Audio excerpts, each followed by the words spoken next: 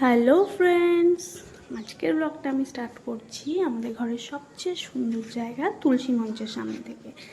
তার কারণ হলো এটাই যে আমি আমাদের ঘরের সামনের দিকে যে ফুলের গাছগুলো আছে সেগুলো তোমাদের একটু ঘুরিয়ে দেখাতে চাই। তো চলো দেখতে থাকো।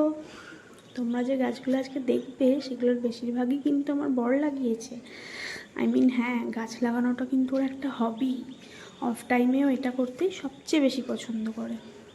আর ফুলের যে ফুলের যে সুন্দর কিন্তু আর কিছু হয় না, তাই না বলো বন্ধুরা?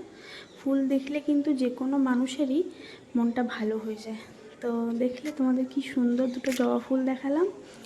আর এটা হচ্ছে এক ধরনের ফুলের গাছ, বাট আমি নামটা জানি না। এটা হলুদ হলুদ ফুল ফোটে। আর এগুলো হচ্ছে টবের গাছ। এই গাছটা কি সুন্দর না ফুলগুলো। আর একটা দেখো, এখানে আরেক ধরনের জবার ভ্যারাইটি আছে, সেটা হচ্ছে এই সাদা জবাটা।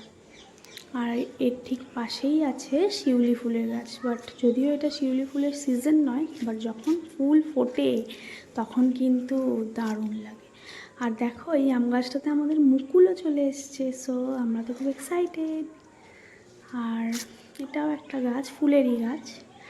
আর এর পাশে যে পেয়ারা গাছটা আছে এটা কিন্তু অল্প অল্প মরে যাচ্ছে, তো আমাদের তো খুবই খারাপ লাগছে।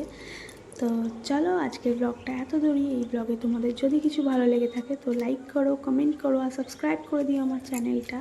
বাই, দেখা হচ্ছে পরের একটা ব্লগে।